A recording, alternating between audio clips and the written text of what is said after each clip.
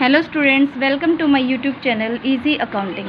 Students, आज हम बात करेंगे क्लास 12 का जो चैप्टर चल रहा था एग्रीकल्चर पे, उसमें बात आती है रिफॉर्म्स ऑफ इंडियन एग्रीकल्चर की।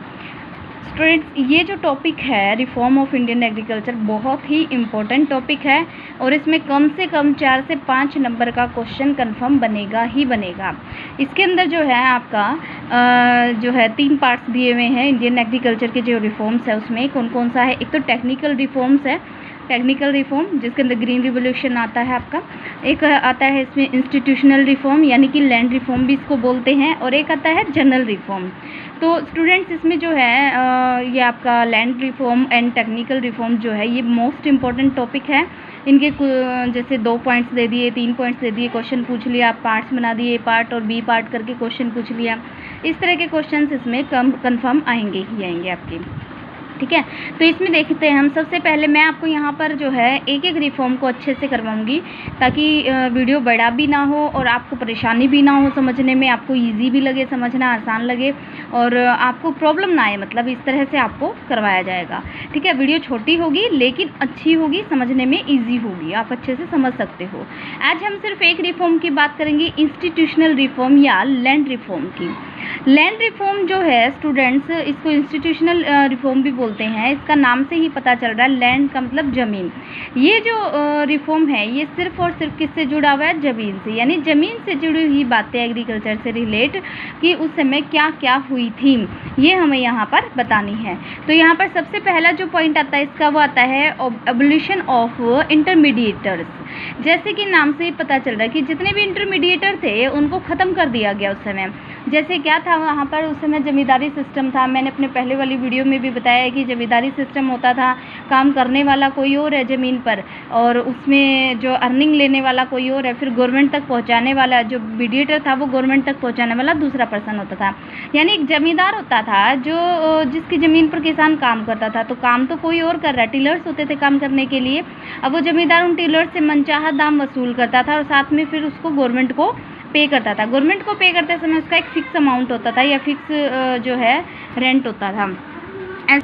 टिलर्स को जो है कहा जाता था कि वहाँ पर जो है उनका एक तरह से शोषण होता था, वो काम करते थे और उनसे मन चाहे जो है दाम वसूल कर लिए जाते थे या मन चाहा उनसे लगान लिया जाता था।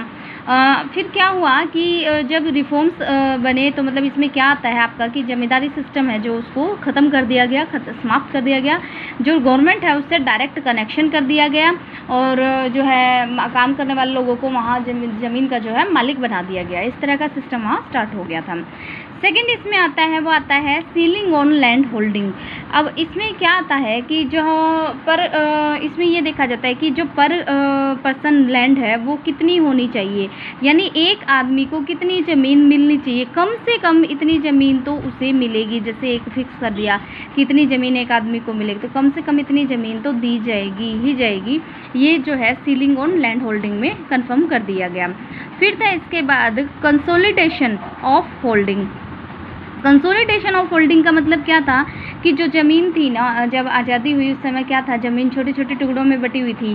किसी का जो है खेत कुछ टुकड़ा जो है यहाँ पर है तो कुछ यहाँ पर है, कुछ कहीं और है। उनका क्या किया हो गया, उनके जो जगह जगह छोटे छोटे टुकड़े थे उनसे अलग अलग टुकड़ों को कलेक्ट किया गया, इकट्ठा किया गया और उन सारे छोटे छोटे टुकड़ों को इकट्ठा करके एक बड़ा टुकड़ा यानी कि एक बड़ी ज़मीन जो है एक ही जगह पर प्रोवाइड करवा दी गई ताकि वो उसके ऊपर बेटर जो है एग्रीकल्चर के जो भी उसके इक्विपमेंट है उनको यूज़ कर सके।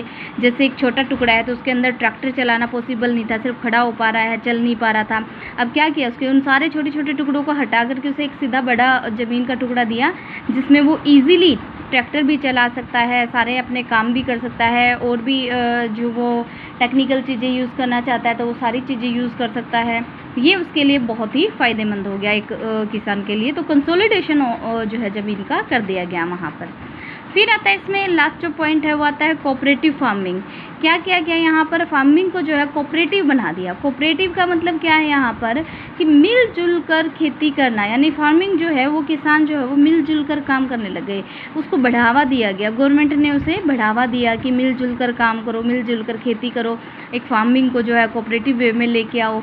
तो इससे क्या होगा, जो रिसोर्सेज है वो डिस्ट्रीब्यूट हो जाएंगे, पॉसिबिलिटी बढ़ जाएगी रिसोर्सेज के डिस्ट्रीब्यूट होने की, कि जितने भी उनके रिसोर्सेज हैं उसको जो है जितने भी किसान उस कोऑपरेटिव उसके फार्मिंग के अंदर आते हैं वो सारे यूज़ कर पा रहे हैं। टेक्निकल चीज़ें उनके पास जितनी हैं उनको वो पॉसिबल है उनके लिए यूज़ करना। तो ये सारी चीज़ें उनके लिए ईज़ी जो है हो जाएगा यूज़ करना, और सब कुछ उनके लिए बेटर हो पाएगा, ये उनके लिए मुमकिन हो पाएगा। तो ये थी स्टूडेंट्स क्या, लैंड रिफॉर्म। अब क्वेश्चन में कैसे आ सकता है, मान लो आपसे कोई ये 2 पॉइंट बोल दिया कि इन दोनों पॉइंट्स को जो है डिफाइन करो, समझाओ क्या चीज़ है क्या नहीं है, तो आप इनको अच्छे से बता सको। या फिर 2 पॉइंट यहाँ से आ गए और 2 पॉइंट जो है आपके टेक्निकल रिफॉर्म से ले लिए। तो इस तरह से आपसे कोई भी जो है ए पार्ट बना दिया, बी पार्ट बना दिया, इस तरह के क्वेश्चन आपसे पूछे जा सकते हैं। और ये मैं फिर कह रही हूँ कि श्योर है आपके ये क्वेश्चन आएंगे ही आएंगे एग्ज़ाम में, तो इनको थोड़ा सा अच्छे से समझना और लर्न करना ज़रूरी है। अगर आपको कोई भी प्रॉब्लम है, कोई चीज़ समझ नहीं आ रही है, कहीं कोई दिक्कत आ रही है, तो आप मुझे कमेंट में लिख सकते हैं, बता सकते हैं, मैं आपको रिप्लाई ज़रूर करूँगी। And thanks for watching me, please like and subscribe my channel.